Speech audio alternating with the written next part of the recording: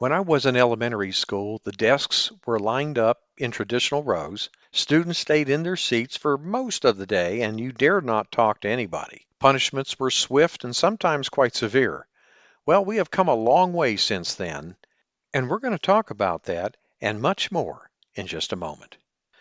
Welcome to episode 77 of the Teacher Rockstar podcast, a place where tips and strategies critical to the new teacher are discussed. I'm your host, Steve Hiles, and in today's episode, we're going to be talking about brain-based learning, part 2. But first, a word from our sponsor. 4th and 5th grade teachers, would you like to have engaging and exciting informational reading passages for your students? This resource details several stages, including the reversal of roles, an opening activity, questions, and a closure activity. Question probes are provided for whole group instruction as well.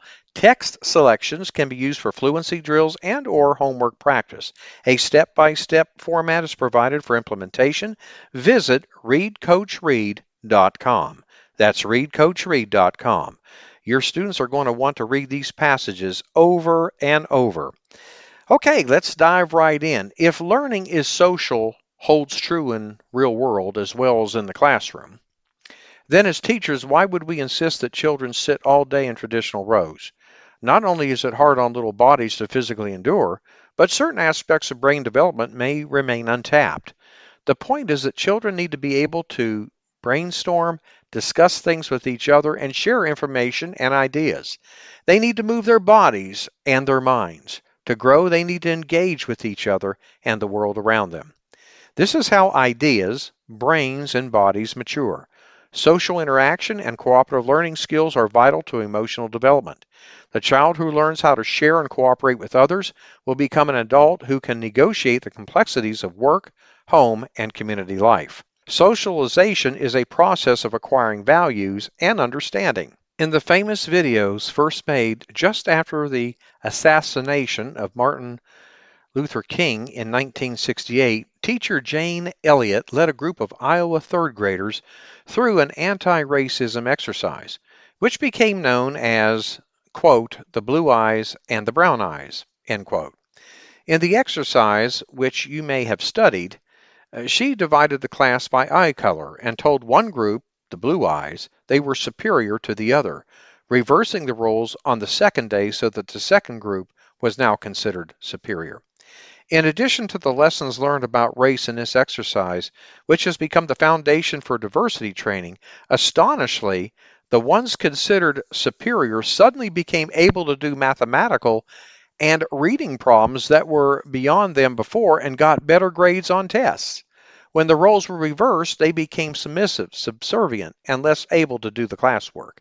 Dominance and submission, superiority and inferiority, confidence and shyness, all of these social issues play into both the whole group interactions in a classroom and individual achievement levels. Studies of families living in poverty, for example, show that there are cultural influences equating wealth with intelligence, which may or may not become determiners of an individual child's abilities in school. Other studies that can be helpful for a new teacher to research before entering the classroom for the first time examine the context and consequences of the teacher-student relationship. Regardless if a teacher-student relationship is close or fraught with conflict, that relationship seems to both contribute to and be an indicator of a child's adjustment to school. When a student likes school, many studies show they get better grades. Often the degree of liking comes down to the relationship with the teacher. If students feel that their teacher likes them, very important here, they will tend to do better. If they feel liked by the other children in the classroom, they will feel far more secure and comfortable spending their day with the others. Part of your task as a teacher is to create and support a classroom attitude and atmosphere in which each child feels included and liked.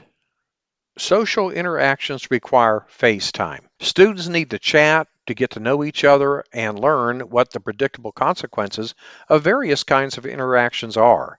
Through social interaction, students learn how to avoid conflict, how to negotiate to get their needs met, and how to develop and maintain friendships and positive relationships. Now, I will be the first to admit I cannot stand a noisy classroom. However, I know from experience that children can work effectively together and really benefit through cooperative group learning activities. The image of the teacher pulling his or her hair out because of noise as the kids work in groups is simply false. Granted, you should expect some good noise as the students discuss their tasks, but you do not need to expect or allow chaos in the classroom either. I want to offer a tip. Change the setting, change the mood. What do I mean by that? Well, by changing mental states often, you can enhance the learning process. If nothing else, you can prevent boredom and simple fatigue. Strike a balance between safe, structured procedures and activities scheduled at predictable times, with the occasional surprises. One of the most effective ways to change a mental state is to change the physical state of the person. Get the students up and out of their seats frequently. Reconfigure the classroom to suit new activities.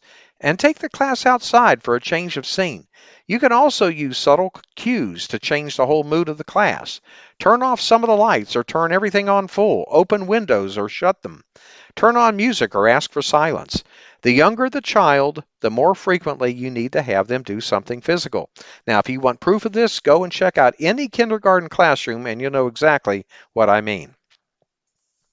For 4th and 5th graders, the grade level I usually taught, you might want to change mental states about every 20 minutes or so, depending on the current activity. Obviously, the teacher will have to use good judgment about when changes are beneficial, as they can, in fact, be disruptive. It can be difficult to get students to focus on tasks at hand when there are unfamiliar sights and sounds to observe. For some children, change can also evoke fears of the unknown, and they may become emotionally reactive. However, the benefits of structuring your class day with frequent changes of mental and physical states can far outweigh any negatives. I believe this point bears repeating again. Get your students up and out of their seats and physically moving about as often as you feel comfortable doing so. Well, we have come to the end of today's episode, and I want to thank you for listening to the Teacher Rockstar podcast. I'm your host, Steve Hiles. We hope you've enjoyed listening to these tips and strategies regarding brain-based learning. When you get a moment, visit my blog and subscribe to my newsletter for the latest educational research, best practices, and unadvertised free bonuses. Go to stevesclassroomresources.blogspot.com. And don't forget to subscribe to us at the Teacher Rockstar podcast. And if you'd like to support us, please feel free to share our podcast with others. Post about it on social media or leave a rating and review. That would be super, super cool. Thanks again, and we'll see you same time, same place next week. And remember, my friend, you got this.